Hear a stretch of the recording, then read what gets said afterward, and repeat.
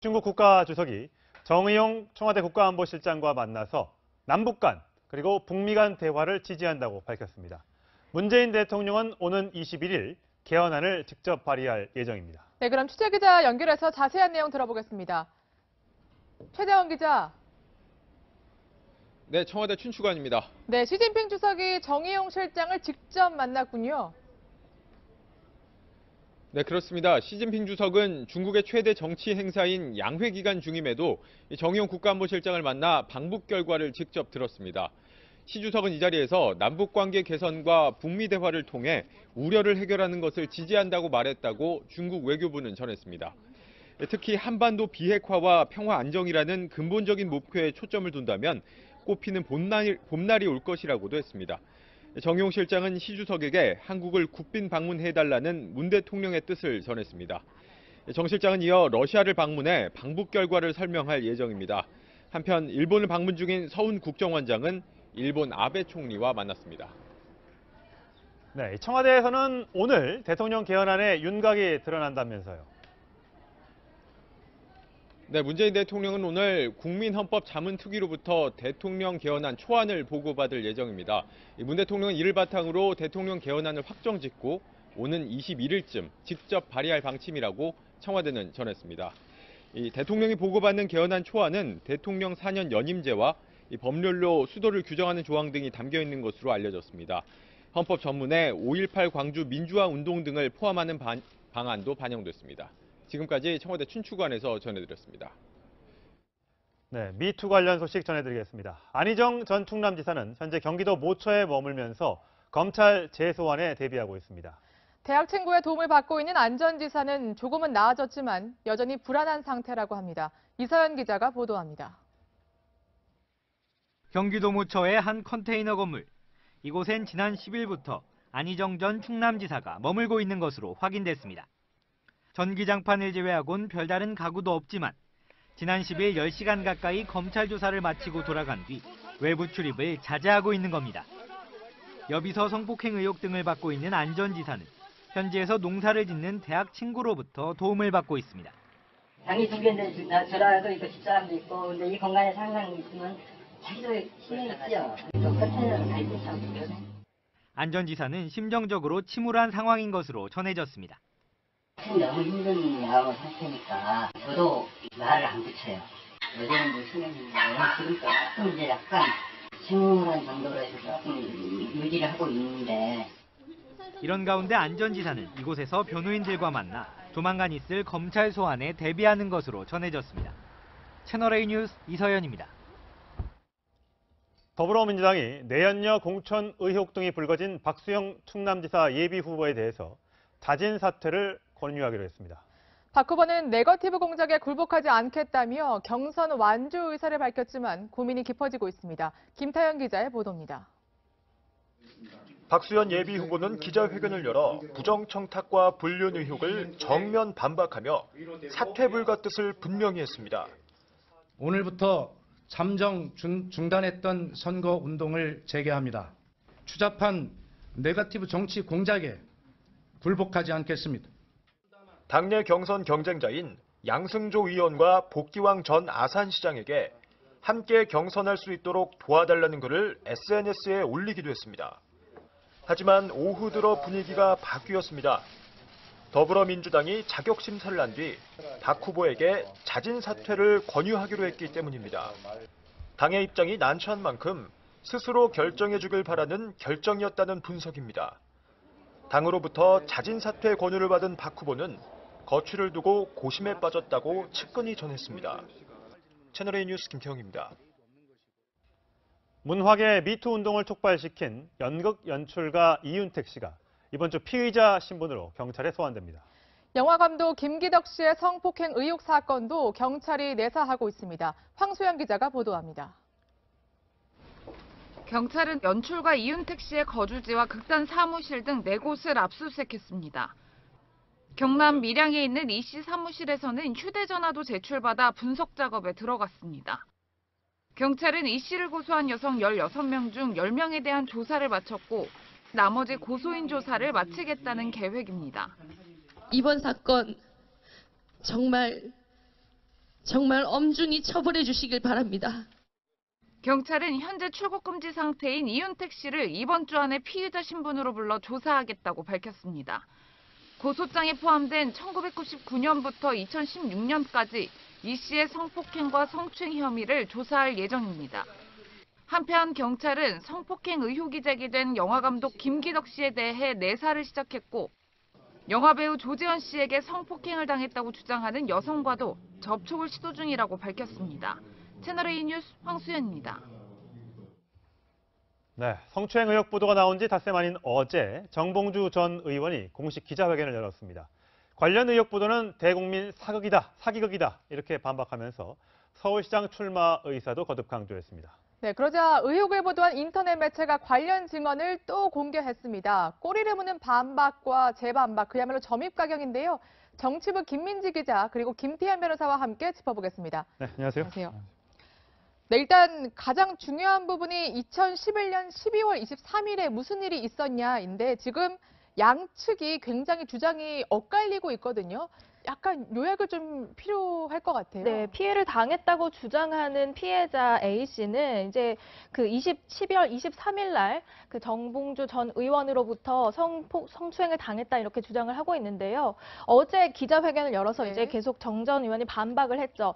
12월 23일 그 당시 그 날짜로 지목된 날에는 본인은 그런 일이 없었다 하면서 본인의 행적을 이야기를 했습니다. 네. 그러니까 오전에는 합정동 민변 사무실에서 본인의 대책을 논의하는 변호사들과 대책을 논의하는 자리를 가졌다가 80이 넘은 어머님이 아프시다는 소식에 갑자기 노원구 하계동에 있는 어머니 입원해 계시는 병원에 네. 갔다. 응급실로 갔다가 네, 응급실로 갔다가 다시 홍대 인근으로 돌아와서 모임을 계속하면서 뭐 낙곰수 모임도 하고 또 명진 스님과 만나서 뭐 영치금도 전달받고 선물도 받았다. 이 모임이 오후까지 이어졌기 때문에 자신은 그런 일을 할 수가 없었다 이렇게 예. 주장을 하고 나왔습니다. 예, 그러니까 피해 주장 여성 지금 화면에 나온 것처럼 네. 여의도 L 호텔에 정봉주 전 의원의 동선 중에 그 L 호텔에 들렸다라고 주장하고 있는 거죠. 그렇죠. 시간은 오후 정도고. 그렇죠. 예. 그러니까 그 모임이 있어서 쭉 오후까지 이어졌다는 것은 정 전 의원의 주장이지만 피해자는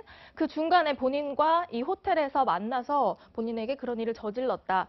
왜 거짓말을 하느냐 이런 입장을 보이고 있습니다. 네. 예. 그러니까 정 전 의원의 입장은 저렇게 복잡하게 움직였기 때문에 L 호텔에 들릴 시간조차 없었다는 얘기인데 네. 또 정 전 의원의 지지자가 또 새로 폭로를 했는데 그 병원에는 아주 잠깐 머물렀었기 때문에 L 호텔로 충분히 갔다. 그리고 내가 간 것을 동행했다 이렇게 주장을 하고 있더라고요. 그렇죠. 그러니까 지금 지지자는 아닌 것 같고 예전에 이제 지지자였다는 거죠. 당시에 그 정봉주 전 의원의 어떤 팬카페 이름이 미건스 아니었습니까? 정봉주가 네. 미래 권력들에서 미건스였는데 그 미건스 카페를 운영하는 사람이었다는 겁니다. 그러니까 당시에는 정봉주 전 의원과 굉장히 밀접했던 사이인데 무슨 이유인지 모르겠지만 현재는 뭐 관계는 안 좋은 것 같고요. 예. 정봉주 전 의원의 주장입니다. 그러니까 그 사람이 그렇게 얘기를 한 거죠. 2011년 12월 22일부터 26일. 그러니까 수감되기 바로 그 직전까지 항상 같이 있었다는 겁니다. 네. 자는 시간 빼놓고 같이 있었다는 건데 그래서 23일 날 정 전 의원을 본인과 같이 그 여의도에 있는 L 호텔에 갔었다는 거고 네. 그 시간은 오후 1~2시경 정도라고 얘기를 한 거죠. 그러니까 예. 앞서 성시원 앵커가 지적했듯이 병원은 잠깐 찍고 호텔로 이동을 했다. 그래서 호텔에 머문 시간 한 30~40분 가량 된다는 것이고 저 사람의 어떤 저런 주장에 대해서 정봉주 전 의원도 재반박을 하긴 했습니다. 아, 예. 그래요? 그러니까 정봉주 전 의원의 재반박은 뭐냐면 시간상 그 병원에서 그 호텔까지 그렇게 짧은 시간에는 갈 수가 없다. 네. 뭐 축지법을 쓰는 건 아니냐 뭐 이런 표현까지 써가면서 동선이 도저히 이제 나오지 않는다는 얘기를 한 것이고 예. 그리고 저렇게 폭로했던 그 사람은 당시에는 나랑 가까웠지만 지금은 무리를 일으켜서 완전히 갈라진 사이이기 때문에 혹시 음해할 목적이 있는 것 아니냐 이런 취지의 재반박을 다시 한 것이죠. 예. 자, 이건 장소 관련된 얘기고요. 이번엔 12월 23일 날로 한번 돌아가 보도록 하겠습니다. 정봉주 전 의원은 자, 12월 23일, 24일 이걸 피해자라고 주장하는 쪽에서 왔다 갔다 한다. 보도도 왔다 갔다 한다. 기억도 제대로 못하면서 이게 과연 제대로 된 폭로냐 이렇게 지금 주장을 하고 있습니다. 여기에 대한 내용도 좀 팩트체크를 좀 해주시죠. 네, 정봉주 전 의원이 이제 23일, 24일 이렇게 왔다 갔다 하면서 주장을 해오는데 그거야말로 신빙성이 없는 것 아니냐 이렇게 주장을 하지만 피해자 A씨는 사건 날짜를 23일로 분명히 기억한다고 다시 이야기를 했습니다. 네. 23일이냐 24일이냐 이런 오해가 생긴 것은 이 보도가 이어지는 과정에서 이제 A씨가 당시에 전 남자친구에게 보낸 이메일을 공개했는데요. 예. 그 당시에 이제 피해를 겪었다고 주장하는 그 일을 겪고 난 이후에 친구들과 만나서 크리스마스 이브를 함께 보내고 아침까지 놀았는데 그 일을 거론하면서 이제 이메일에는 24일이라고 쓴 거죠. 예. 그렇기 때문에 이게 추후에 어떤 증거 자료나 이런 걸로 될 것을 예상하지 못하고 그냥 날짜를 썼기 때문에 이걸로 오해를 받는 것이지 이것 때문에 사건의 본질이 뒤바뀌는 네. 것 아니다 아니다. 이런 주장입니다. 네. 네, 근데 정주원 의원은 이 밖에도 피해를 주장하는 여성이 굉장히 말을 많이 바꿨다 이렇게 주장을 했습니다. 어제 기자회견을 바로 열었었죠. 그 장면 다시 한번 살펴보겠습니다. 오후 3시에서 5시 사이인 것으로 보입니다. 저는 23일 오후 2시 30분 홍대 인근에서 명진 스님을 만났습니다. 자, 1차 보도에서는 호텔 룸이라고 보도를 합니다. 2차 보도에서는 로비 레스토랑이라고 바뀝니다. 심각한 변화가 생긴 겁니다. 키스를 하려고 얼굴을 들이밀었다. 이렇게 보도하고 있습니다. 2차 보도에서는 입을 맞추었다. 이렇게 보고를 합니다.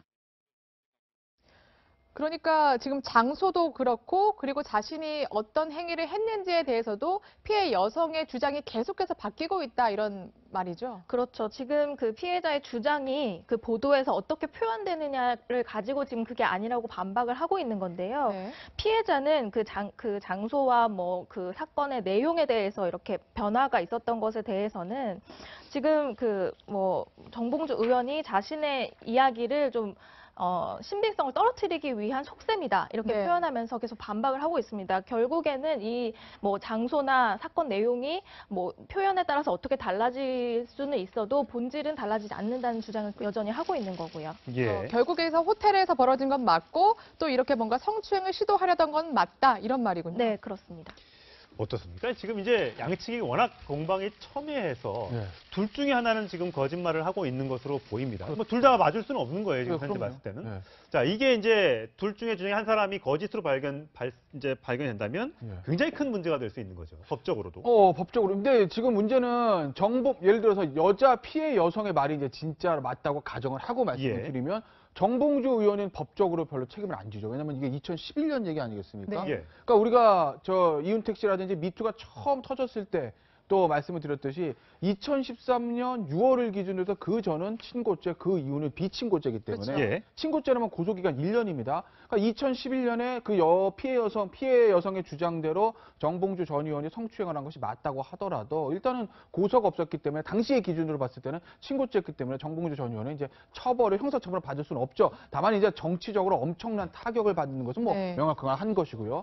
반대로 이제 그 피해 여성의 말이 거짓이고 정봉주 전 의원의 주장이 맞다라고 하게 되면 그 피해 여성과 그 인터넷 매체는 상당히 이제 법적인 곤란을 겪을 수는 있겠죠. 왜냐하면 허위사실 유포에 의한 명예훼손이 되는 것 아니겠습니까?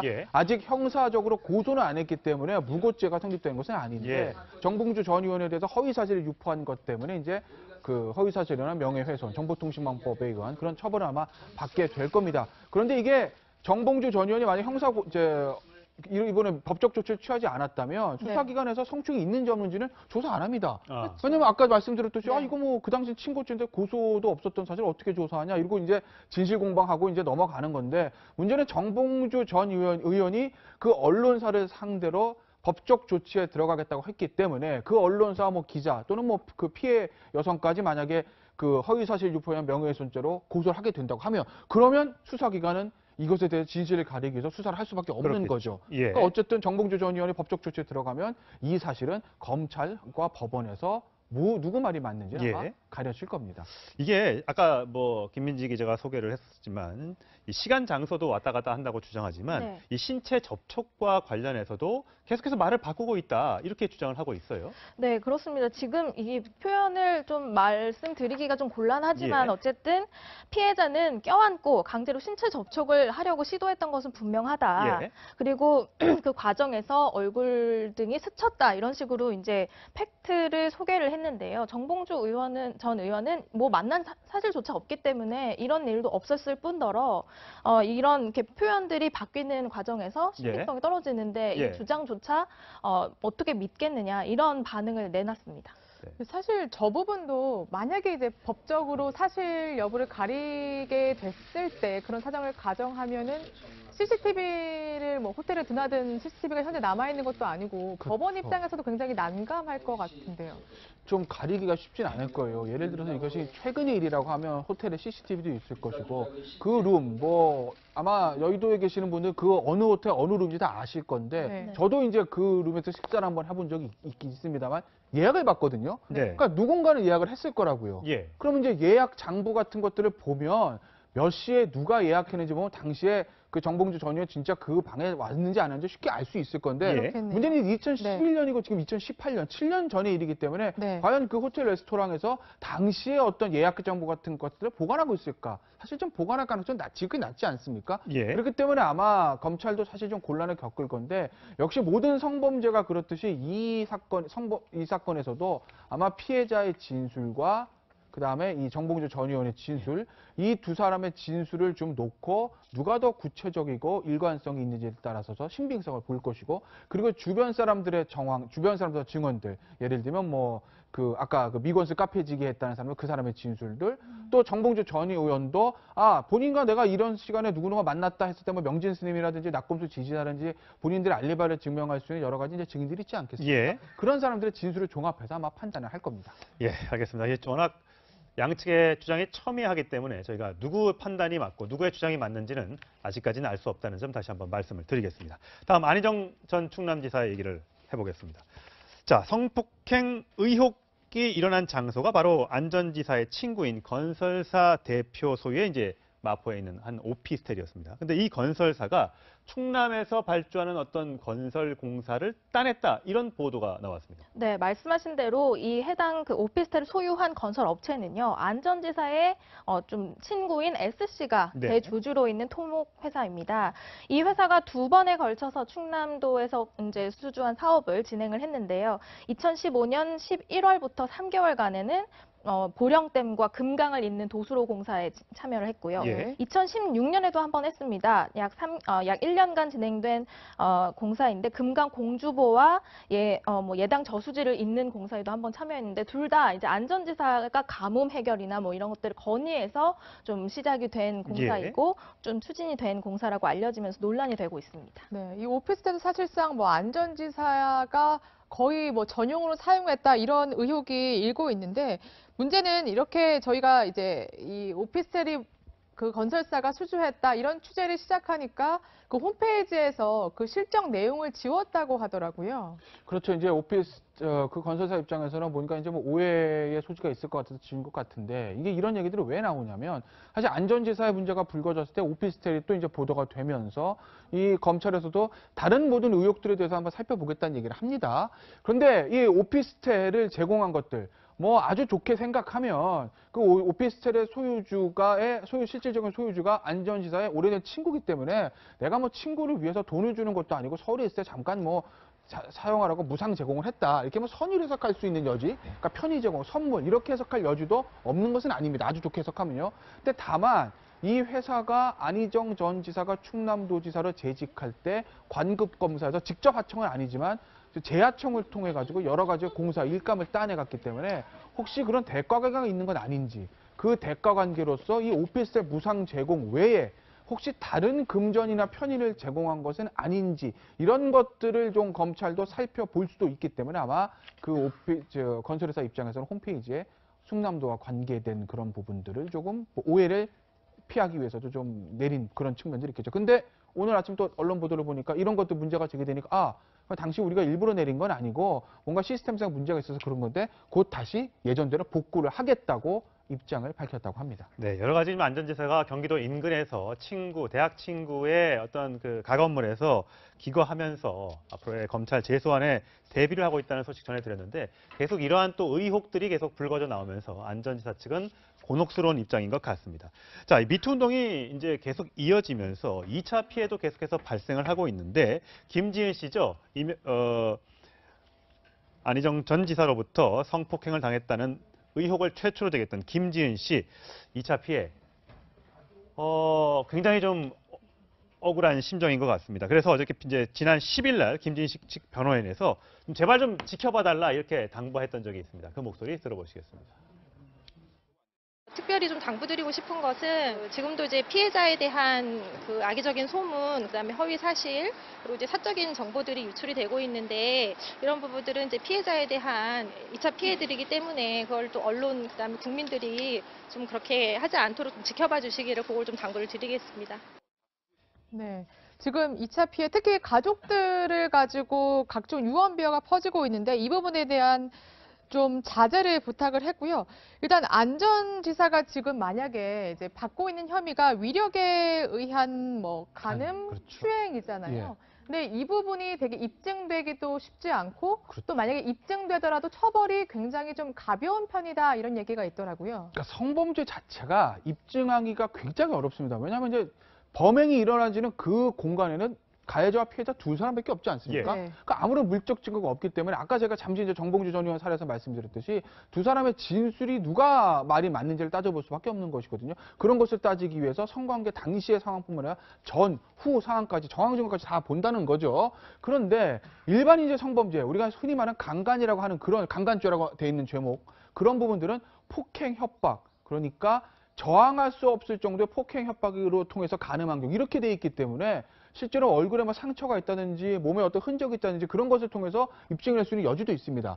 근데 지금 이제 안전지사에게 문제가 되고 있는 위력에 의한 간음 또는 강제추행 같은 것들은 업무상 이 상하관계, 지휘관계 있는 사람들이 자기가 보호하고 있는 사람에게 어떤 위력을 이용해서 이렇게 규정이 돼 있거든요. 예. 그것들을 입증하기가 굉장히 어렵다는 거죠. 그러니까 예를 들면 상사와 뭐 부하 직원이 어떤 관계를 가졌을 때 그 두 사람에서 상사가 야, 너 내 말 안 들으면 자를 거야. 또는 야, 내 말 잘 들으면 다음에 승진시켜줄게. 뭐 이런 얘기를 했는지 아니면 난 정말 네가 마음에 든다, 좋아한다 이렇게 얘기를 했는지를 이게 입증하기가 여간 어려운 부분이 아니기 때문에 예. 그렇기 때문에 실제로 기소돼서 처벌받는 경우도 드물 뿐만 아니라 그리고 법정형 자체가 5년 이하의 징역입니다. 5년 이하의 징역이라는 얘기는 당시의 사정을 감안해서 장량감경 한번 해주면 2년 6개월이거든요. 예. 2년 6개월이라는 얘기는 얼마든지 집행유예가 나올 수 있는 형량인 거죠. 그러니까 장량감경 한번 해주고 피해자 합의를 봤다. 또 폭행도 없었다. 이렇게 되면 흔하게 집행유예가 나올 가능성이 높아지는 거죠. 그래서 이제 실형 선고된 사례도 별로 없다.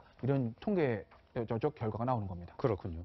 자, 조기숙 이화여대 교수가 그제 저녁에 본인의 SNS에 글을 하나 올렸는데 이게 또 굉장히 논란이 일고 있다면서요. 네, 내용을 보면요. 이제 미투 운동이 어떤 다른 이렇게 변질되고 있다. 언론에 의해서든 뭐 사람들에 의해서든 미투 운동이 변질되고 있는 것은 안타깝다는 내용의 취지로 쓴 글로 보이는데요. 내용을 보면요. 일회적인 성추행이나 당시 권력이 없는 사람의 미수 행위 같은 또 뭐 여러 여성에게 상습적으로 폭력을 행사했던 것이 아니라 한 여성이 한 번 겪는 일회성 이런 사건은 미투의 본질과는 거리가 멀다 이러면서 그것은 미투가 아니라 미온리다 이렇게 글을 남겨서 뭐 좀 논란이 되고 있습니다. 그러면 뭐 일회성의 어떤 그런 사건은 네. 뭐 그 용서가 된다는 것이냐 뭐 이런 논란을 불러일으키고 있는데요. 이 글을 쓴 뭐 이렇게 받아 적고 하는 보도 과정에서도 이제 논란이 되니까 페이스북을 통해서 재차 뭐 해당 기자에게 반박하는 글도 추후로 계속 남기고 있는 상황입니다. 네, 좀 미투 운동이 못된 권력 그리고 좀 부조리한 사회 권력에 대해서 이제 폭로를 하는 것으로 시작됐는데 점점 공방이 거세지고 또 변질되는 것 같아서 조금 가슴이 아프다는 생각이 듭니다. 근데 아까 조기숙 교수의 말이 됩니까? 한 번의 성추행은 죄가 없는 겁니까? 뭐 사안에 대해서 보는 시각들은 다를 수는 있는데 권력을 이용한 상습적 성추행이 미투가 미국에서 시작했고 우리나라에서도 막 그렇게 시작된 것은 맞고 그리고 권력을 이용한 상습적 성추행의 죄질이 안 좋은 것은 맞습니다. 예. 그건 맞아요. 그럼 반대로 권력을 이용하지 않은 성추행, 일회성, 미수 그럼 이것은 면죄부를 줄 수 있는 것이냐? 그건 아니라는 것이거든요. 한 번을 했건, 두 번을 했건, 세 번을 했건, 10번을 했건, 권력을 이용했건, 권력을 이용하자고 동등한 관계에서 했건, 성추행은 성추행이고, 성범죄는 성범죄고, 강간은 강간이고, 추행은 추행입니다. 예. 그거 자체로 처벌을 받는 것이지, 야, 이거는 뭐 미투가 아니라 미온리야. 그러니까 뭔가 면죄부를 줘도, 뭐 명백하게 면죄부를 줘야 된다는 얘기를 한 건 아니지만, 뭔가 그래도 좀 미투의 본질과는 달라라는 이제 조기숙 전 수석의 주장은 그냥 조기숙 교수의 개인 주장이라고 저는 믿고 싶습니다. 예. 근데 하나 오해를 살 수 있는 것은 지금 뭐 민주당 지금 여권에서 여러 가지 미투 본질이 나오는데 지금 나오는 글과 지금 나와 있는 사안을 대입을 해보시면 어떤 것이 이례적 성추행이고 어떤 것이 미수행이고 어떤 것이 상습적이고 그런 것인지는 아마 시청자 여러분이 뭐 충분히 판단해 주실 것이라고 저는 봅니다. 자, 그래서 좀 더 자세하게 좀 살펴보기 위해서 저희가 판넬을 좀 준비했는데, 자, 간략하게 설명을 좀 해주시죠. 자, 성범죄 폭로, 이게 명예훼손이 되나 안 되나 제가 질문을 이렇게 잡아봤는데 답변을 좀 보면서 해주시죠. 네. 공익성이 크다면 처벌 안 돼. 그렇습니까? 허위 사실을 유포하면 당연히 처벌되는 것이거든요. 문제는 이제 진실한 사실, 내가 저 사람한테 당했다. 그것이 팩트일 경우의 문제인데 우리 법은 사실을 유포한 명예훼손도 처벌합니다. 다만 그것이 진실이고 공익적인 이유가 있으면 처벌하지 않는다는 규정이 있는데 그렇기 때문에 이제 공익성이 크다면 처벌 안 된다는 것이거든요. 지금 벌어지고 있는 여러 유명인들의 성추행이나 성폭행이 사실이라고 해서 그걸 폭로했다고 해서 처벌받는 건 아니다. 그렇죠. 지금 폭로되고 있는 미투는 정치인들, 그다음에 문화계의 어떤 실력자들, 유명인들, 공인들이기 때문에 그 사람들의 성범죄를 유포하는 것은 공익성이 있다고 보려지가 많은 거죠. 그래서 처벌될 가능성이 지극히 낮습니다. 예. 두 번째. 자, 아랫사람 동의는 어떻게 판단을 하나? 자, 이겁니다. 사건 전후 메시지 등 종합 판단한다. 이건 어떤 내용입니까? 그러니까 아까 제가 잠시 말씀드린 얘기인데 위력에 의한 가늠에 있어서 윗사람과 아랫사람 중에서 업무상 지위를 이용해가지고 위력을 사용했는지, 그러니까 야, 너 내 말 안 들으면 자를 거야 또는 승진시켜줄 거야 이렇게 얘기를 했는지, 아니면 우리 그냥 좋아하는 사이니까 이렇게 하자 이런 식으로 얘기했는지에 대해서 두 사람만에 있는 내용이기 때문에 사건 전후에 오고 갔던 문자 메시지 같은 것을 종합해서 판단을 한다는 거죠. 특히 가장 중요한 건 사건 이후에 있었던 문자 메시지입니다. 피해 여성이 가해자에게 강하게 항의를 했는지, 아니면 두 사람 사이에 무슨 뭐 데이트라든지 뭐 이런 약속을 했는지, 이것에 따라서 범죄 성립 여부가 완전히 달라지게 되는 거죠. 사건 직후에 어떤 문자 메시지나 서신이 오갔는데, 그렇죠. 뭐 혹시라도 연인 관계로 짐작할 만한 내용들이 있으면 그게 피해자한테 불리하게 작용할 수 있다. 피해자가 불리하게 작용하는 것이고, 피해자가 계속 뭐 부장님 왜 그러셨냐는 둥 이렇게 하고 뭐 위 상급자가 미안했다, 내가 그때 잘못했다 이런 문자가 있다고 하게 되면 당시에도 뭔가 위력을 이용해 가지고 강제적인 관계가 있었구나 이렇게 추정할 수 있는 거죠. 근데 만약에 가해자는 이게 뭐 당연히 연인인 줄 알았다라고 할 수 있지만, 그런 피해자 입장에서는 나는 그냥 단순히 상급자의 격려 차원이었다 이렇게 생각할 수 있잖아요. 네 번째 먼저 뜯을까요? 네 번째 먼저 뜯을까요? 격려 차원에 대한 판단은 어떻게? 그게 가장 수사기관에서 어려운 부분입니다. 일종의 커뮤니케이션 오해인 거죠. 상급자는 정말 나는 좋아해서 관계를 가진 거다 이렇게 주장을 하는데, 하급자 즉 피해 여성 그게 아니라 내가 지금 상급자이기 때문에 내가 거절할 수 없던 동안 난 저 사람에 대해서 아무런 마음이 없다라고 이제 얘기했을 경우, 커뮤니케이션 오해가 생긴 경우에 수사기관을 판단하기 굉장히 힘든데, 그런 경우에도 피해자의 느낌이 중요하다는 얘기는 성범죄 같은 경우에 가장 중요한 건 피해자의 의사입니다. 피해를 당한 피해 여성이 나는 그래도 거부 의사를 명확히 표시를 했고, 나는 저 상급자한테 아무런 사적인 감정이 없었고 오직 상급자이기 때문에 내가 어쩔 수 없이 당한 것뿐이다라는 어떤 본인의 어떤 그런 것들을 진술했다고 하게 되면, 그러면 성범죄로 인정될 가능성이 조금은 높은 것이 사실입니다. 마지막은 증거 없이 폭로하면 과연 무고죄로 처벌받느냐, 이건 제가 좀 정리를 좀 해드리겠습니다. 의도적으로 거짓말을 해서 저 사람을 골탕 먹여야겠다 이런 것이 아니라면 무고죄로 처벌받지 않는다는 사실, 저희가 변호사를 통해서 미리 취재를 해봤는데, 이런 부분 좀 명심하셔서 혹시 폭로할 것이 있으면 제대로 된 절차를 거쳐서 세상에 이 내용들을 좀 알려주시는 것이 미투 운동의 본질을 되새기고 또 추가 피해를 막을 수 있는 방법이라고 생각합니다. 오늘 좀 말씀 잘 들었습니다. 고맙습니다. 다음 소식입니다. 이명박 전 대통령의 검찰 소환이 이제 하루 앞으로 다가왔습니다. 이 전 대통령 측은 오늘도 검찰 조사에 대응할 전략을 짜는데 총력을 기울이고 있습니다. 네, 그럼 이 전 대통령 자택 앞에 나가 있는 취재기자 연결하겠습니다. 윤진호 기자, 자택 앞에 혹시 이 전 대통령의 모습이 보입니까?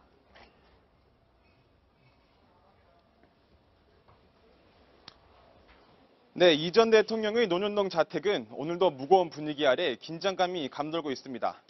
자택 주변에는 의경들이 외곽 경비를 서고 있고 차고 옆에는 시민 한 명이 이 전 대통령 구속을 촉구하는 피켓 시위도 벌이고 있습니다. 이 전 대통령의 자택에는 오늘도 여전히 차량만 드나들고 있습니다. 자, 검찰과 이 전 대통령 양측 모두 막바지 준비가 한창이겠네요.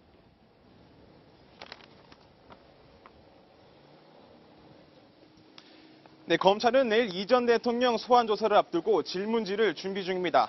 질문지의 양만 A4용지 100장 이상 분량으로 전해졌는데요. 국정원 뇌물부터 다스 경영 비리까지 20개에 가까운 이 전 대통령의 혐의를 입증하기 위해 검찰은 오늘도 막바지 보강 수사에 집중하고 있습니다. 이 전 대통령 측도 조사 준비에 총력을 쏟고 있습니다. 어제는 서울중앙지검에 변호사 선임 신고서를 제출했는데요. 이명박 정부 당시 청와대 법무비서관을 지낸 강훈 변호사와 피영현 변호사가 이름을 올렸습니다. 이 전 대통령의 참모들은 조금 전 대치동 사무실에서 기자들을 만나 이 전 대통령이 내일 검찰 포토라인에서 입장을 발표할 것이라며 검찰 수사가 정치 보복이란 생각에는 변함이 없다고 밝혔습니다. 지금까지 이 전 대통령 논현동 자택 앞에서 전해드렸습니다. 네, 관련 내용 사회부 법조팀 강경석 기자와 얘기 나눠보겠습니다. 자, 강 기자. 네. 지금 들어온 속보가 하나 있다면서요? 네, 지금 오늘 오전 11시 김효재 전 정무수석이 그 삼성동 이명박 전 대통령 사무실 앞에서 입장을 발표했는데요. 예.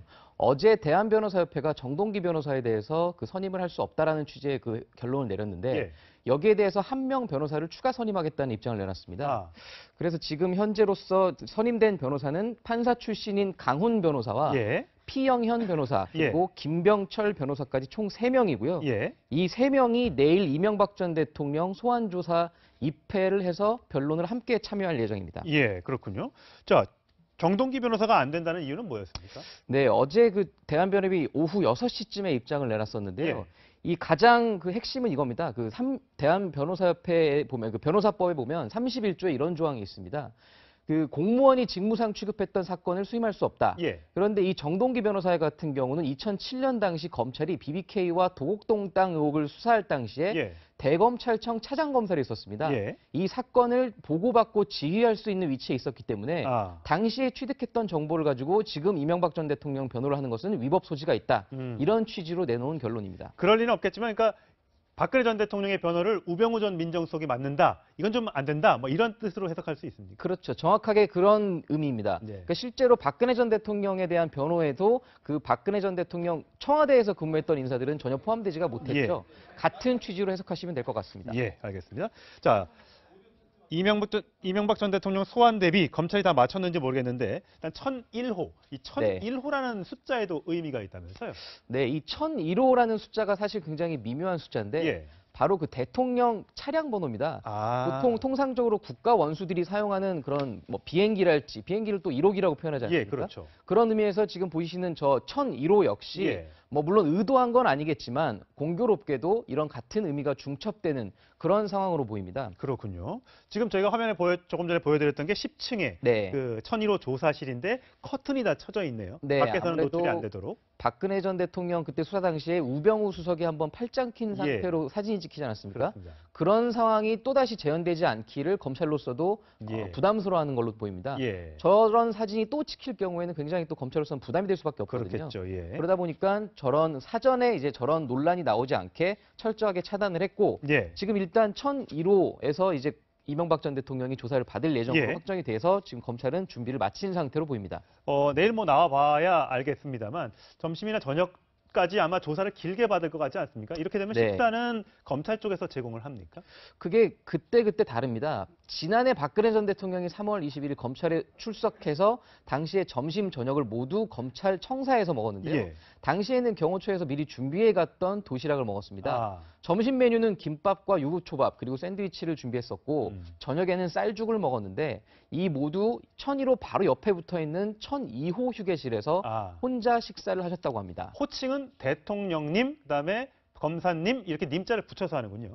네, 아무래도 그 예우 차원에서 이런 호칭 문제도 신경을 쓸 수밖에 없는데요. 검찰은 아무래도 전직 대통령에 대한 예우 차원에서 대통령님이라는 호칭을 쓸 것으로 보이고 네. 지난해 박근혜 전 대통령도 조사를 받으면서 검사님이라고 했던 것처럼 이명박 전 대통령 역시 비슷한 호칭을 사용하지 않을까 지금까지는 그렇게 분석되고 있습니다. 예.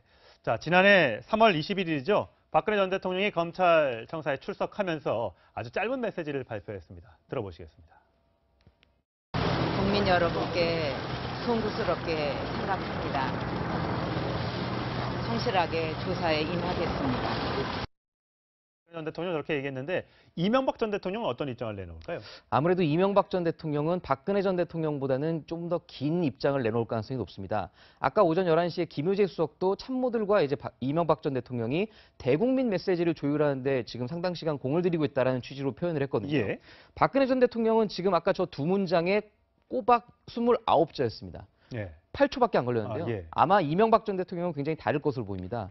과거 역대 대통령들이 지금 조사받았던 그 현황들을 보시면 예. 다들 짧게 한마디씩 했거든요. 아, 노태우 전 대통령 뭐 국민에게 죄송합니다. 물론 전두환 전 대통령은 소환에 불응하고 골목 설명을 내놨고 노무현 전 대통령 역시 굉장히 짧게 발언을 하고 검찰 조사를 받으러 갔었는데 예. 이명박 전 대통령은 아무래도 조금 다를 것으로 보이는데 내일 아마 상황을 좀 지켜봐야 될 것 같습니다. 예.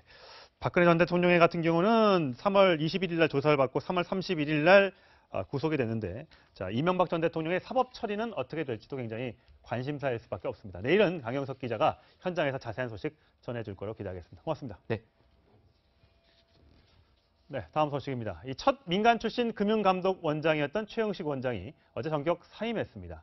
친구 아들의 채용 특혜를 줬다는 의혹에 휘말려서인데요. 자세한 이야기 취재기자 연결해서 들어보도록 하겠습니다. 자, 김현지 기자, 이 최 원장이 어제 오후에 갑작스럽게 사퇴서를 제출했는데 왜 그랬던 겁니까? 예, 그 사임 의사를 밝혀온 건 3시가 넘어섭니다. 이 3시에 긴급 임원회의를 소집해서 여기에서 사의를 밝혔다고 금감원이 밝혔습니다. 이 최 원장은 5년 전에 하나금융지주 사장으로 재직했는데요. 이 당시에 최 원장의 대학 동기인 친구가 자기 아들이 하나은행 공채에 응시했다 이렇게 전해와서 그 친구 아들의 이름을 인사 담당자에게 전달한 겁니다. 이 최 원장은 단순히 이름만 전달했을 뿐 채용 과정에는 전혀 관여하지 않았다라고 주장을 했지만 사장이 특정인의 이름을 전달한 것만으로도 압력이 된다. 또 금융회사의 채용 비리를 조사하는 기관의 수장이 오히려 채용 비리에 연루가 돼서 신뢰와 공정성을 훼손했다라는 비판을 받아왔습니다. 단순히 뭐 이름만 전달했다 이것이 과연 맞는지는 모르겠습니다만 자, 최 원장 본인은 일단 잘못했다 이렇게 인정하고 있습니까? 예, 그렇지 않습니다. 최 원장은 여전히 자신은 불법적인 행위를 저지른 적이 없다라고 주장하고 있습니다. 그럼에도 불구하고 사의를 표명한 것은 이름을 인사팀에 전달한 것에 대해서 국민들이 부당하다라고 볼 수 있고 또 금감원 수장으로서 공정성을 지키기 위해서다라고 설명을 하고 있습니다. 그런데 이제 일각에서 제기됐던 의혹 가운데 이게 벌써 한 5년 전쯤의 일인데 이게 갑자기 왜 불거졌느냐? 이게 금융당국이 하나은행, 하나금융 쪽의 인사 문제를 조사하는 와중에서 불거졌기 때문에 혹시 이게 금감원과 하나금융 간의 어떤 알력이다, 힘겨루기다 이런 보도가 있던데 이게 사실일까요? 예, 사실 그 작년 말부터 금감원이 이 하나금융과 정면 대결 양상을 벌여온 것이 사실입니다. 예, 금감원은 그동안 하나은행 채용 비리에 대해서 계속 파헤쳐오고 있고요. 또 하나금융의 차기 회장 선거 시에 3연임을 노리고 있는 김정태 회장에 대해서 날선 비판을 해왔습니다. 이 때문에 최 원장이 하나금융으로부터 역공을 맞은 것 아니냐라고 하는 이야기들이 나오고 있는 것이고요. 근데 금감원의 내부 분위기를 보면 이번 기사가 이 하나금융 고위층에서 흘러나온 것 아니냐라고 하는 의구심이 매우 강합니다. 그래서 이번에 최 원장의 이 사임 사건은 이 김정태 회장의 3연임을 결정하게 되는 23일 하나금융 주주총회에도 영향을 미칠 가능성이 매우 높은 것으로 전망됩니다. 네, 청와대는 오늘 문재인 대통령에게 공식 보고가 있을 것이라면서 사표 수리가 그때 가서 결정될 것이라고 합니다. 자, 김현지 기자 잘 들었습니다. 오늘의 333 뉴스 먼저 사회 뉴스입니다. 오늘 새벽 청주의 한 아파트 15층에서 20대 여성이 투신 소동을 벌였습니다. 소방관 12명이 출동해서 에어매트를 설치한 뒤 경찰과 함께 설득했고 결국 무사히 구조했는데요. 이 여성은 전 남자친구와 다툰 뒤 목숨을 끊으려 했다고 말한 것으로 전해졌습니다. 경기 고양시의 한 복합상가 7층에서 불이 나 1명이 숨졌고 2명이 다쳤죠. 특히 숨진 40대 하모 씨는 연기를 피하려 창문 밖으로 몸을 내밀고 있다가 변을 당했는데 소방관들이 구조하려던 찰나여서 더욱 안타까움을 자아내고 있습니다. 저희들이 도착했을 때 추락하신 분이 얼굴을 내밀고 있었는데 저희들이 이 고가차를 인명구조하기 위해서 전개하는 과정에서 화염에 못 참고 추락했습니다. 이번 화재는 비상벨도 울리지 않았고 불이 난 7층에는 정작 스프링클러도 없었습니다. 반면 어제 서울 봉천동 오피스텔 화재는 스프링클러가 제대로 작동해서 사상자가 없었습니다. 벽은 온통 그을려 있지만 이렇게 바닥에 물이 흥건하고 또 불씨도 전혀 없죠. 주민들도 모두 안전하게 대피했고 출동 10분 만에 완전됐습니다. 다음은 국제뉴스입니다. 평창 동계올림픽 폐회식에 참석했던 이방카 미국 백악관 선임보좌관이 후일담을 전했습니다. 천안함 폭침의 주범으로 지목된 김영철과 눈도 마주치지 않은 것에 대해서 수많은 사람을 죽인 남자를 대하기가 편치 않았다고 털어놨습니다. 프랑스 패션의 거장 지방시가 향년 91세로 세상을 떠났습니다. 오드리 헵번이 지방시의 검정 드레스를 입고 영화에 잇따라 출연하면서 이름을 알렸고 이후 1950년대와 60년대 유명 인사들의 패션을 도맡아 왔습니다. 미국 뉴욕에서 관광용 헬리콥터 한 대가 강으로 추락해서 조종사를 제외하고 승객 5명 모두 숨졌습니다.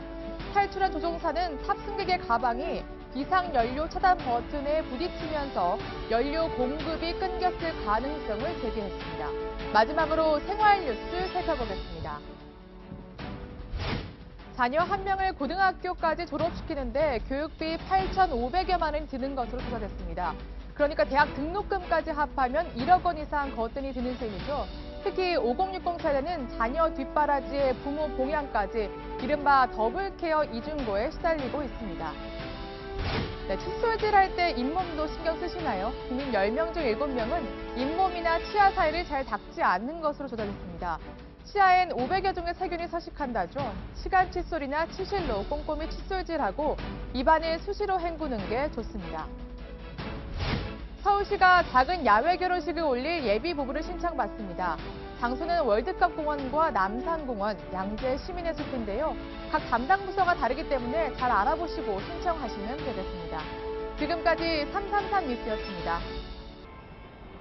아침에 일어났더니 눈이 빨갛고 또 목이 칼칼한 분들 많으셨죠. 어제 머물렀던 고농도 미세먼지가 사라지지 못하고 지금도 곳곳에 남아 있습니다. 하루 사이에 마스크를 착용한 시민들의 모습이 많이 눈에 띄는데요. 오늘 오후부터는 차츰 풀린다는 소식입니다. 오후에는 대기 확산이 원활해지면서 미세먼지 농도도 보통 수준을 되찾겠지만 외출 전에는 대기질 상황 수시로 확인하시는 게 좋습니다.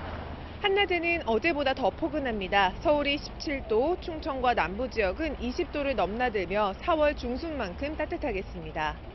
영동 지역은 강풍이 예보돼 있습니다. 주변 점검 미리 해두셔야겠습니다.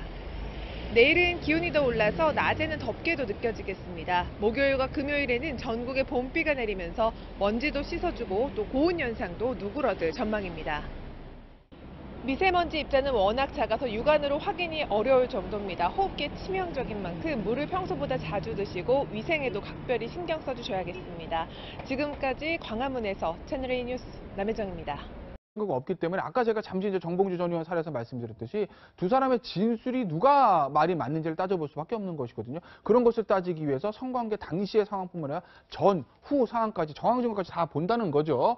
그런데 일반인의 성범죄, 우리가 흔히 말하는 강간이라고 하는 그런 강간죄라고 돼 있는 죄목, 그런 부분들은 폭행, 협박, 그러니까 저항할 수 없을 정도의 폭행, 협박으로 통해서 가늠한 경우 이렇게 돼 있기 때문에 실제로 얼굴에 상처가 있다든지 몸에 어떤 흔적이 있다든지 그런 것을 통해서 입증을 할 수 있는 여지도 있습니다.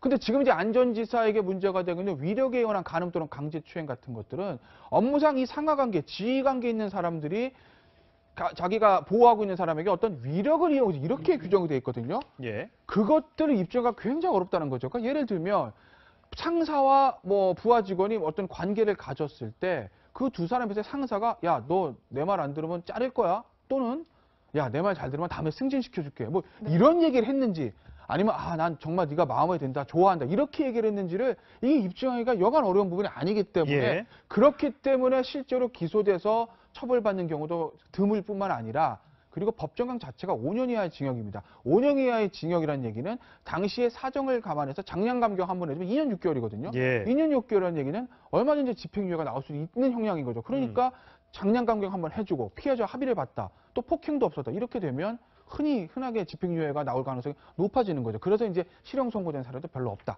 이런 통계적 결과가 나오는 겁니다. 그렇군요. 자, 조기숙 이화여대 교수가 그제 저녁에 본인의 SNS에 글을 하나 올렸는데 이게 또 굉장히 논란이 일고 있다면서요. 네, 내용을 보면요. 이제 미투 운동이 어떤 다른 이렇게 변질되고 있다. 언론에 의해서든 뭐 사람들에 의해서든 미투 운동이 변질되고 있는 것은 안타깝다는 내용의 취지로 쓴 글로 보이는데요. 내용을 보면요. 일회적인 성추행이나 당시 권력이 없는 사람의 미수 행위 같은 또 뭐 여러 여성에게 상습적으로 폭력을 행사했던 것이 아니라 한 여성이 한 번 겪는 일회성 이런 사건은 미투의 본질과는 거리가 멀다 이러면서 그것은 미투가 아니라 미온리다 이렇게 글을 남겨서 뭐 좀 논란이 되고 있습니다. 그러면 뭐 일회성의 어떤 그런 사건은 네. 뭐 그 용서가 된다는 것이냐 뭐 이런 논란을 불러일으키고 있는데요.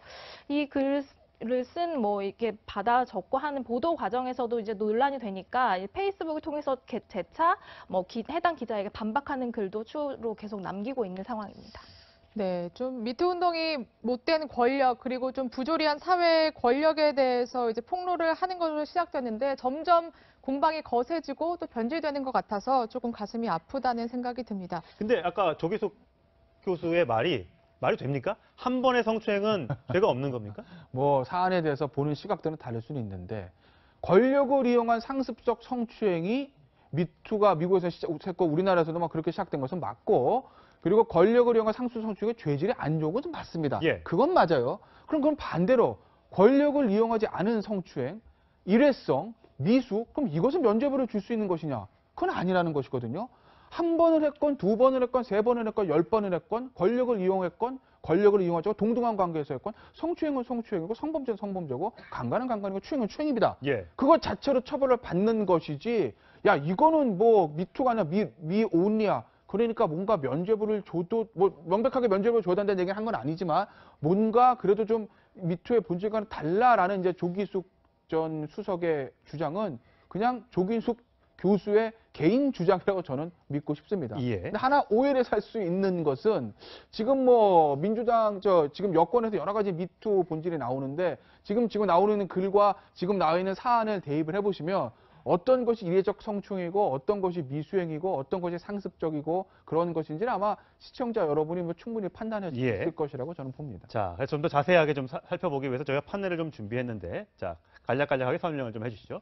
자, 성범죄 폭로 이게 명예훼손이 되나 안 되나 제가 질문을 이렇게 잡아봤는데 답변을 좀 보면서 해주시죠. 네.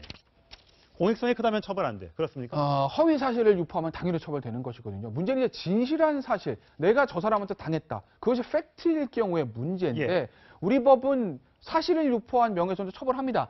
다만 그것이 진실이고 공익적인 이유가 있으면 처벌하지 않는다는 규정이 있는데 그렇기 때문에 이제 공익성이 크다면 처벌 안 된다는 것이거든요. 지금 벌어지고 있는 여러 유명인들의 성추행이나 성폭행이 사실이라고 해서 그걸 폭로했다고 해서 처벌받는 건 아니다.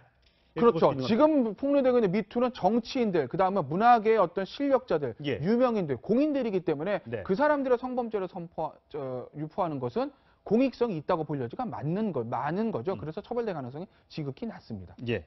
두 번째. 자, 아랫사람 동의는 어떻게 판단을 하나? 자, 이겁니다.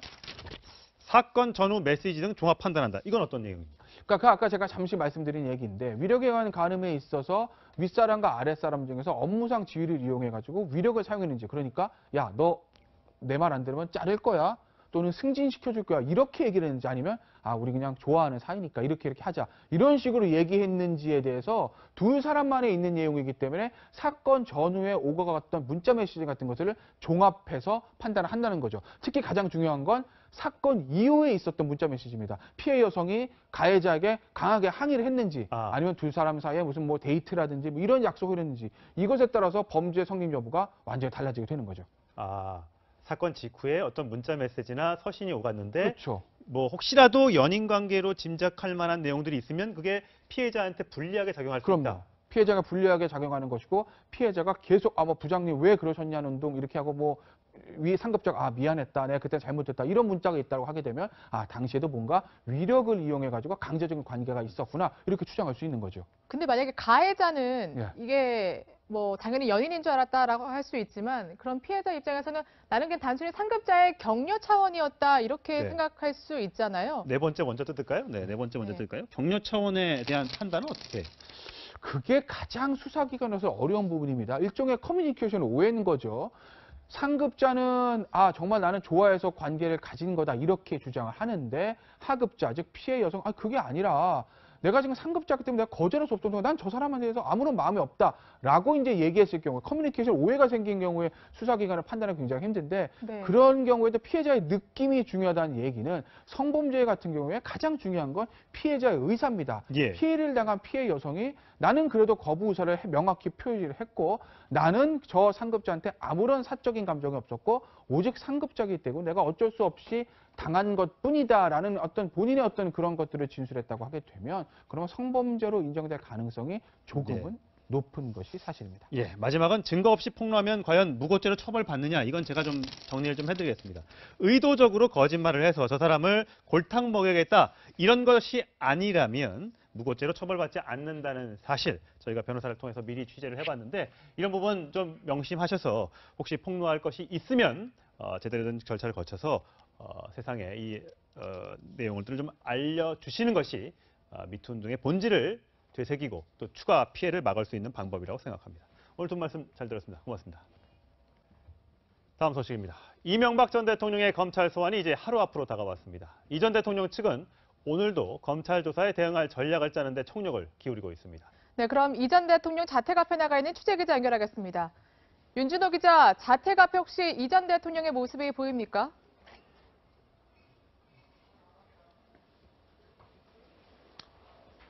네, 이 전 대통령의 논현동 자택은 오늘도 무거운 분위기 아래 긴장감이 감돌고 있습니다. 자택 주변에는 의경들이 외곽 경비를 서고 있고 차고 옆에는 시민 한 명이 이 전 대통령 구속을 촉구하는 피켓 시위도 벌이고 있습니다. 이 전 대통령의 자택에는 오늘도 여전히 차량만 드나들고 있습니다. 자, 검찰과 이 전 대통령 양측 모두 막바지 준비가 한창이겠네요.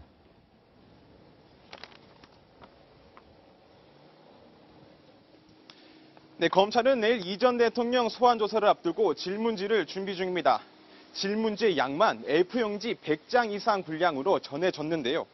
국정원 뇌물부터 다스 경영 비리까지 20개에 가까운 이 전 대통령의 혐의를 입증하기 위해 검찰은 오늘도 막바지 보강 수사에 집중하고 있습니다.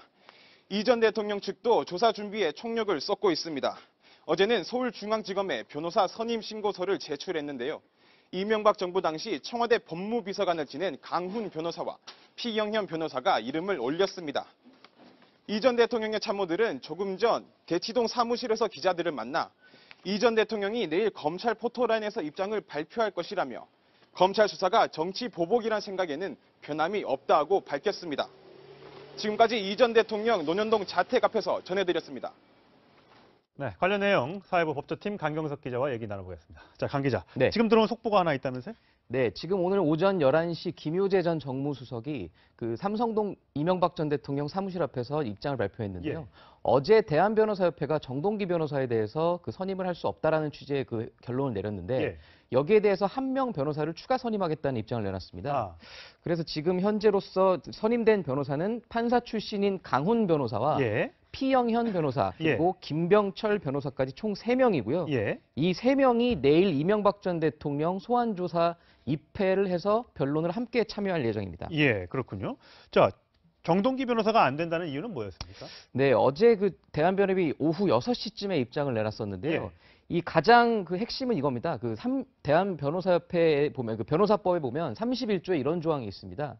그 공무원이 직무상 취급했던 사건을 수임할 수 없다. 예. 그런데 이 정동기 변호사 같은 경우는 2007년 당시 검찰이 BBK와 도곡동 땅 의혹을 수사할 당시에 예. 대검찰청 차장검사를 있었습니다. 예. 이 사건을 보고받고 지휘할 수 있는 위치에 있었기 때문에 당시에 취득했던 정보를 가지고 지금 이명박 전 대통령 변호를 하는 것은 위법 소지가 있다. 이런 취지로 내놓은 결론입니다. 그럴 리는 없겠지만, 그러니까 박근혜 전 대통령의 변호를 우병우 전 민정수석이 맡는다. 이건 좀 안 된다. 뭐 이런 뜻으로 해석할 수 있습니까? 그렇죠. 정확하게 그런 의미입니다. 그러니까 실제로 박근혜 전 대통령에 대한 변호에도 그 박근혜 전 대통령 청와대에서 근무했던 인사들은 전혀 포함되지가 못했죠. 같은 취지로 해석하시면 될 것 같습니다. 예, 알겠습니다.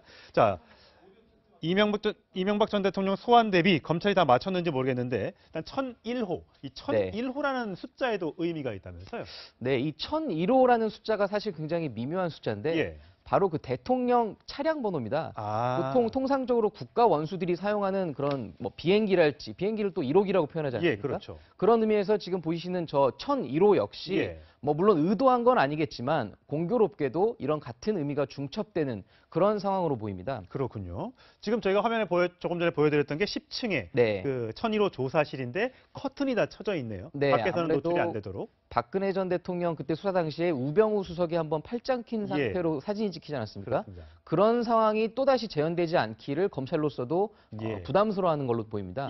저런 사진이 또 찍힐 경우에는 굉장히 또 검찰로서는 부담이 될 수밖에 없거든요. 그렇겠죠. 그러다 보니까 저런 사전에 이제 저런 논란이 나오지 않게 철저하게 차단을 했고 지금 일단 1001호에서 이제 이명박 전 대통령이 조사를 받을 예정으로 확정이 돼서 지금 검찰은 준비를 마친 상태로 보입니다. 내일 뭐 나와봐야 알겠습니다만 점심이나 저녁까지 아마 조사를 길게 받을 것 같지 않습니까? 이렇게 되면 식사는 검찰 쪽에서 제공을 합니까? 그게 그때 다릅니다. 지난해 박근혜 전 대통령이 3월 21일 검찰에 출석해서 당시에 점심 저녁을 모두 검찰 청사에서 먹었는데요. 당시에는 경호처에서 미리 준비해 갔던 도시락을 먹었습니다. 점심 메뉴는 김밥과 유부초밥 그리고 샌드위치를 준비했었고 저녁에는 쌀죽을 먹었는데 이 모두 1001호 바로 옆에 붙어 있는 1002호 휴게실에서 혼자 식사를 하셨다고 합니다. 호칭은 대통령님, 그다음에 검사님 이렇게 님자를 붙여서 하는군요. 네, 아무래도 그 예우 차원에서 이런 호칭 문제도 신경을 쓸 수밖에 없는데요. 검찰은 아무래도 전직 대통령에 대한 예우 차원에서 대통령님이라는 호칭을 쓸 것으로 보이고 지난해 박근혜 전 대통령도 조사를 받으면서 검사님이라고 했던 것처럼 이명박 전 대통령 역시 비슷한 호칭을 사용하지 않을까 지금까지는 그렇게 분석되고 있습니다. 자, 지난해 3월 21일이죠. 박근혜 전 대통령이 검찰청사에 출석하면서 아주 짧은 메시지를 발표했습니다. 들어보시겠습니다. 국민 여러분께 송구스럽게 생각합니다. 성실하게 조사에 임하겠습니다. 전 대통령 저렇게 얘기했는데 이명박 전 대통령은 어떤 입장을 내놓을까요? 아무래도 이명박 전 대통령은 박근혜 전 대통령보다는 좀 더 긴 입장을 내놓을 가능성이 높습니다. 아까 오전 11시에 김효재 수석도 참모들과 이제 이명박 전 대통령이 피해 여성까지 만약에 그 허위사실 유포나 명예훼손죄로 고소를 하게 된다고 하면 그러면 수사기관은 이것에 대해 진실을 가리기 위해서 수사를 할 수밖에 없는 거죠. 그러니까 어쨌든 정봉주 전 의원이 법적 조치에 들어가면 이 사실은 검찰과 법원에서 누구 말이 맞는지 아마 가려질 겁니다. 이게 아까 뭐 김민지 기자가 소개를 했었지만 이 시간 장소도 왔다 갔다 한다고 주장하지만 이 신체 접촉과 관련해서도 계속해서 말을 바꾸고 있다 이렇게 주장을 하고 있어요. 네, 그렇습니다. 지금 이 표현을 좀 말씀드리기가 좀 곤란하지만 어쨌든 피해자는 껴안고 강제로 신체 접촉을 하려고 시도했던 것은 분명하다. 그리고 그 과정에서 얼굴 등이 스쳤다 이런 식으로 이제 팩트를 소개를 했는데요. 정봉주 전 의원은 뭐 만난 사실조차 없기 때문에 이런 일도 없었을 뿐더러 이런 이렇게 표현들이 바뀌는 과정에서 신빙성이 떨어지는데 이 주장조차 어떻게 믿겠느냐 이런 반응을 내놨습니다. 사실 저 부분도 만약에 이제 법적으로 사실 여부를 가리게 됐을 때 그런 사정을 가정하면은 CCTV를 뭐 호텔에 드나든 CCTV가 현재 남아있는 것도 아니고 법원 입장에서도 굉장히 난감할 것 같은데요. 좀 가리기가 쉽진 않을 거예요. 예를 들어서 이것이 최근의 일이라고 하면 호텔에 CCTV도 있을 것이고 그 룸, 뭐 아마 여의도에 계시는 분들 그 어느 호텔 어느 룸인지 다 아실 건데 저도 이제 그 룸에서 식사를 한번 해본 적이 있긴 있습니다만 예약을 받거든요. 그러니까 누군가는 예약을 했을 거라고요.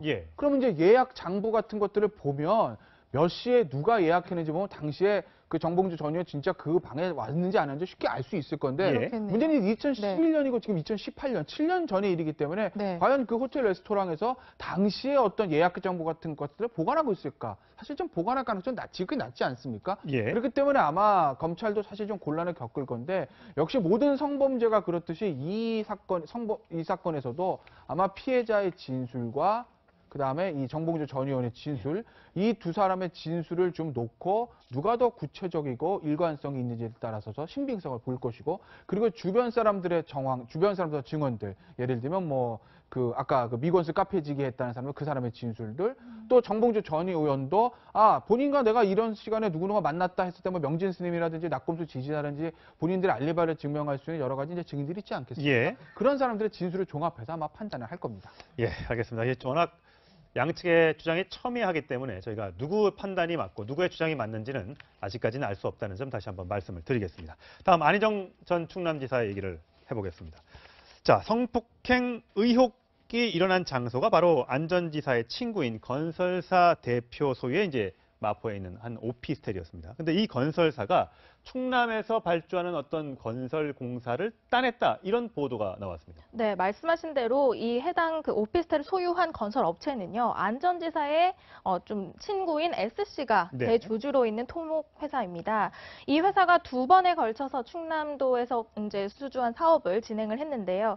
2015년 11월부터 3개월간에는 보령댐과 금강을 잇는 도수로 공사에 참여를 했고요. 2016년에도 한 번 했습니다. 약 1년간 진행된 공사인데 금강 공주보와 예당 저수지를 잇는 공사에도 한 번 참여했는데 둘 다 이제 안 전 지사가 가뭄 해결이나 뭐 이런 것들을 건의해서 좀 시작이 된 공사이고 좀 추진이 된 공사라고 알려지면서 논란이 되고 있습니다. 네, 이 오피스텔도 사실상 뭐 안 전 지사가 거의 뭐 전용으로 사용했다 이런 의혹이 일고 있는데, 문제는 이렇게 저희가 이제 이 오피스텔이 그 건설사가 수주했다 이런 취재를 시작하니까 그 홈페이지에서 그 실적 내용을 지웠다고 하더라고요. 그렇죠. 이제 그 건설사 입장에서는 뭔가 이제 뭐 오해의 소지가 있을 것 같아서 지은 것 같은데, 이게 이런 얘기들이 왜 나오냐면 사실 안 전 지사의 문제가 불거졌을 때 오피스텔이 또 이제 보도가 되면서 이 검찰에서도 다른 모든 의혹들에 대해서 한번 살펴보겠다는 얘기를 합니다.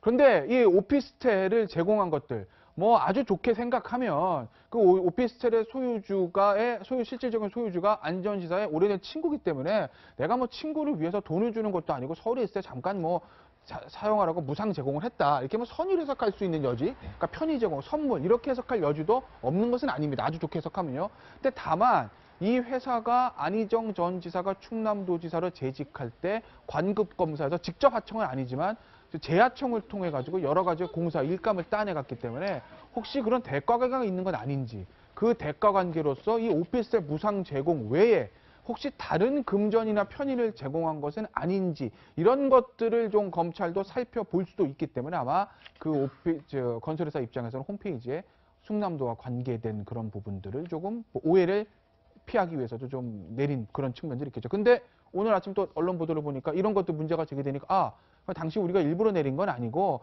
뭔가 시스템상 문제가 있어서 그런 건데 곧 다시 예전대로 복구를 하겠다고 입장을 밝혔다고 합니다. 네, 여러 가지 안 전 지사가 경기도 인근에서 대학 친구의 어떤 그 가건물에서 기거하면서 앞으로의 검찰 재소환에 대비를 하고 있다는 소식 전해드렸는데, 계속 이러한 또 의혹들이 계속 불거져 나오면서 안 전 지사 측은 곤혹스러운 입장인 것 같습니다. 자, 이 미투 운동이 이제 계속 이어지면서 2차 피해도 계속해서 발생을 하고 있는데, 김지은 씨죠. 안희정 전 지사로부터 성폭행을 당했다는 의혹을 최초로 제기했던 김지은 씨 2차 피해 굉장히 좀 억울한 심정인 것 같습니다. 그래서 어저께 이제 지난 10일 날 김지은 씨 측 변호인에서 제발 좀 지켜봐 달라 이렇게 당부했던 적이 있습니다. 그 목소리 들어보시겠습니다. 특별히 좀 당부드리고 싶은 것은 지금도 이제 피해자에 대한 그 악의적인 소문, 그다음에 허위 사실, 그리고 이제 사적인 정보들이 유출이 되고 있는데, 이런 부분들은 이제 피해자에 대한 2차 피해들이기 때문에 그걸 또 언론, 그다음에 국민들이 좀 그렇게 하지 않도록 좀 지켜봐 주시기를 그걸 좀 당부를 드리겠습니다. 네. 지금 2차 피해, 특히 가족들을 가지고 각종 유언비어가 퍼지고 있는데 이 부분에 대한 좀 자제를 부탁을 했고요. 일단 안전지사가 지금 만약에 이제 받고 있는 혐의가 위력에 의한 뭐 간음, 추행이잖아요. 근데 이 부분이 되게 입증되기도 쉽지 않고 또 만약에 입증되더라도 처벌이 굉장히 좀 가벼운 편이다 이런 얘기가 있더라고요. 그러니까 성범죄 자체가 입증하기가 굉장히 어렵습니다. 왜냐하면 이제 범행이 일어나지는 그 공간에는 가해자와 피해자 두 사람밖에 없지 않습니까? 그러니까 아무런 물적 증 다시 홍대 인근으로 돌아와서 모임을 계속하면서 뭐 낙곰수 모임도 하고 또 명진 스님과 만나서 뭐 영치금도 전달받고 선물도 받았다. 이 모임이 오후까지 이어졌기 때문에 자신은 그런 일을 할 수가 없었다. 이렇게 주장을 하고 나왔습니다.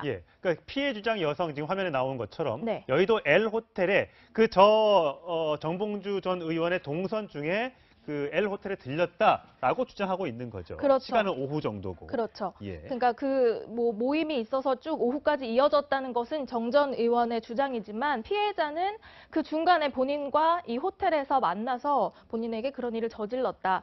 왜 거짓말을 하느냐 이런 입장을 보이고 있습니다. 그러니까 정 전 의원의 입장은 저렇게 복잡하게 움직였기 때문에 L 호텔에 들릴 시간조차 없었다는 얘기인데 또 정 전 의원의 지지자가 또 새로 폭로를 했는데 그 병원에는 아주 잠깐 머물렀었기 때문에 L 호텔로 충분히 갔다. 그리고 내가 간 것을 동행했다 이렇게 주장을 하고 있더라고요. 그렇죠. 그러니까 지금 지지자는 아닌 것 같고 예전에 이제 지지자였다는 거죠. 당시에 그 정봉주 전 의원의 어떤 팬카페 이름이 미권스 아니었습니까? 정봉주와 미래 권력들에서 미권스였는데 그 미권스 카페를 운영하는 사람이었다는 겁니다. 그러니까 당시에는 정봉주 전 의원과 굉장히 밀접했던 사이인데 무슨 이유인지 모르겠지만 현재는 뭐 관계는 안 좋은 것 같고요. 정봉주 전 의원의 주장입니다.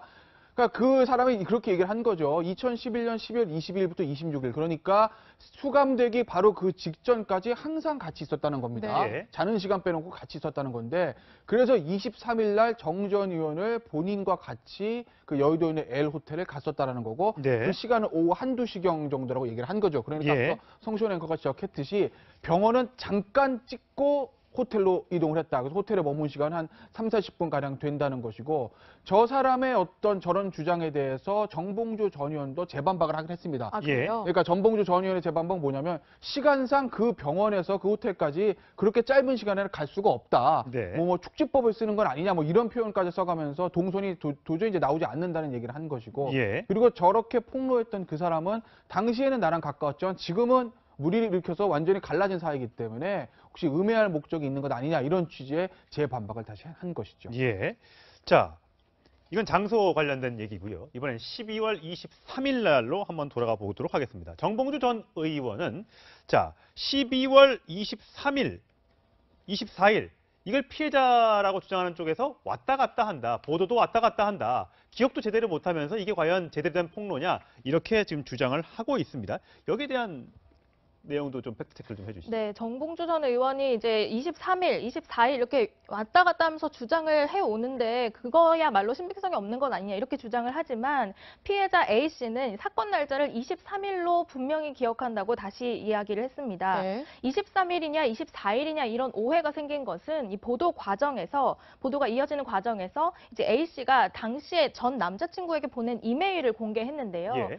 그 당시에 이제 피해를 겪었다고 주장하는 그 일을 겪고 난 이후에 친구들과 만나서 크리스마스 이브를 함께 보내고 아침까지 놀았는데 그 일을 거론하면서 이제 이메일에는 24일이라고 쓴 거죠. 그렇기 때문에 이게 추후에 어떤 증거 자료나 이런 걸로 될 것을 예상하지 못하고 그냥 날짜를 썼기 때문에 이걸로 오해를 받는 것이지 이것 때문에 사건의 본질이 뒤바뀌는 것 아니다.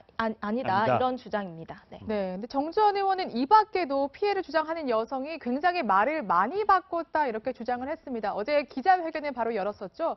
그 장면 다시 한번 살펴보겠습니다.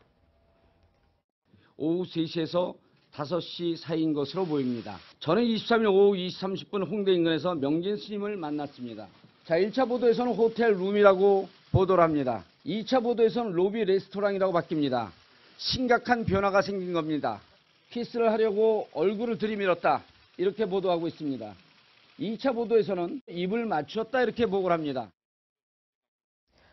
그러니까 지금 장소도 그렇고 그리고 자신이 어떤 행위를 했는지에 대해서도 피해 여성의 주장이 계속해서 바뀌고 있다 이런 말이죠. 그렇죠. 지금 그 피해자의 주장이 그 보도에서 어떻게 표현되느냐를 가지고 지금 그게 아니라고 반박을 하고 있는 건데요. 네. 피해자는 그 장소와 뭐 그 사건의 내용에 대해서 이렇게 변화가 있었던 것에 대해서는 지금 그 뭐 정봉주 의원이 자신의 이야기를 좀 신빙성을 떨어뜨리기 위한 속셈이다 이렇게 네. 표현하면서 계속 반박을 하고 있습니다. 결국에는 이 뭐 장소나 사건 내용이 뭐 표현에 따라서 어떻게 달라질 수는 있어도 본질은 달라지지 않는다는 주장을 여전히 하고 있는 거고요. 예. 결국에서 호텔에서 벌어진 건 맞고 또 이렇게 뭔가 성추행을 시도하려던 건 맞다 이런 말이군요. 네, 그렇습니다. 어떻습니까? 지금 이제 양측이 워낙 공방이 첨예해서 둘 중에 하나는 지금 거짓말을 하고 있는 것으로 보입니다. 뭐 둘 다 맞을 수는 없는 거예요, 지금 현재 봤을 때는. 자, 이게 이제 둘 중에 한 사람이 거짓으로 발견된다면 굉장히 큰 문제가 될 수 있는 거죠. 법적으로도. 법적으로. 근데 지금 문제는 예를 들어서 여자 피해 여성의 말이 이제 진짜 맞다고 가정을 하고 말씀을 드리면 정봉주 의원은 법적으로 별로 책임을 안 지죠. 왜냐하면 이게 2011년 얘기 아니겠습니까? 네. 그러니까 우리가 이윤택 씨라든지 미투가 처음 터졌을 때 또 말씀을 드렸듯이 2013년 6월을 기준으로 해서 그 전은 친고죄, 그 이후는 비친고죄이기 때문에 그렇죠. 친고죄라면 고소기간 1년입니다. 그러니까 2011년에 그 피해 여성의 주장대로 정봉주 전 의원이 성추행을 한 것이 맞다고 하더라도 일단은 고소가 없었기 때문에 당시의 기준으로 봤을 때는 친고죄였기 때문에 정봉주 전 의원은 이제 형사처벌을 받을 수는 없죠. 다만 이제 정치적으로 엄청난 타격을 받는 것은 뭐 명확한 것이고요.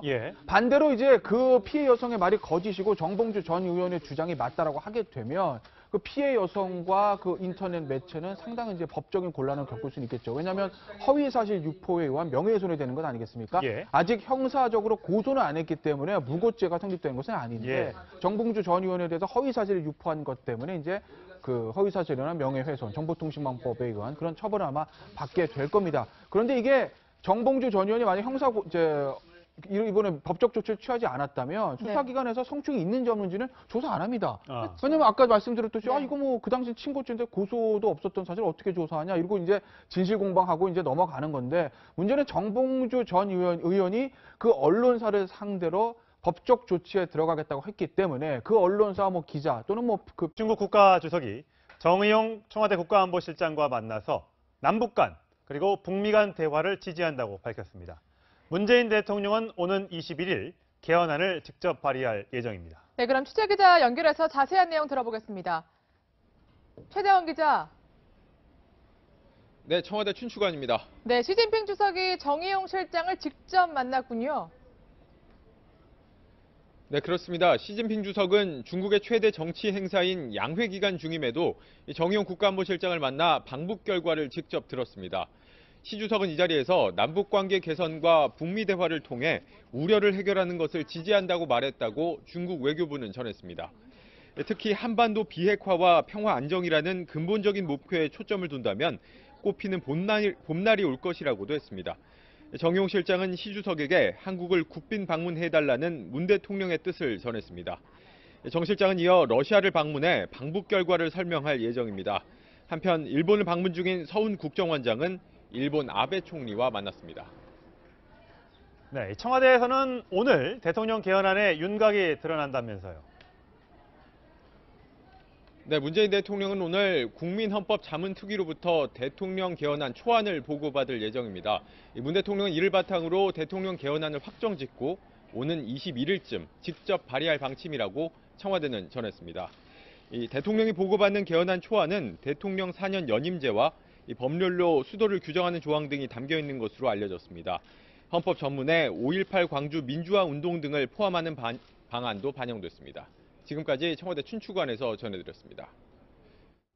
네, 미투 관련 소식 전해드리겠습니다. 안희정 전 충남지사는 현재 경기도 모처에 머물면서 검찰 재소환에 대비하고 있습니다. 대학 친구의 도움을 받고 있는 안 전 지사는 조금은 나아졌지만 여전히 불안한 상태라고 합니다. 이서연 기자가 보도합니다. 경기도 모처의 한 컨테이너 건물. 이곳엔 지난 10일부터 안희정 전 충남지사가 머물고 있는 것으로 확인됐습니다. 전기장판을 제외하곤 별다른 가구도 없지만 지난 10일 10시간 가까이 검찰 조사를 마치고 돌아간 뒤 외부 출입을 자제하고 있는 겁니다. 여비서 성폭행 의혹 등을 받고 있는 안 전 지사는 현지에서 농사를 짓는 대학 친구로부터 도움을 받고 있습니다. 장이 두 개인데 저라도 있고 집사람도 있고 근데 이 공간에 항상 있으면 자기도 힘이 있죠. 똑같은 갈등 상황이거든요. 안 전 지사는 심정적으로 침울한 상황인 것으로 전해졌습니다. 너무 힘든 상태니까 저도 말을 안 붙여요. 어제는 뭐 수면인데 지금 조금 이제 약간 침울한 정도로 해서 조금 유지를 하고 있는데 이런 가운데 안 전 지사는 이곳에서 변호인들과 만나 조만간 있을 검찰 소환에 대비하는 것으로 전해졌습니다. 채널A 뉴스 이서연입니다. 더불어민주당이 내연녀 공천 의혹 등이 불거진 박수영 충남지사 예비후보에 대해서 자진 사퇴를 권유하기로 했습니다. 박 후보는 네거티브 공작에 굴복하지 않겠다며 경선 완주 의사를 밝혔지만 고민이 깊어지고 있습니다. 김타영 기자의 보도입니다. 박수현 예비후보는 기자회견을 열어 부정청탁과 불륜 의혹을 정면 반박하며 사퇴 불가 뜻을 분명히 했습니다. 오늘부터 잠정 중단했던 선거 운동을 재개합니다. 추잡한 네거티브 정치 공작에 굴복하지 않겠습니다.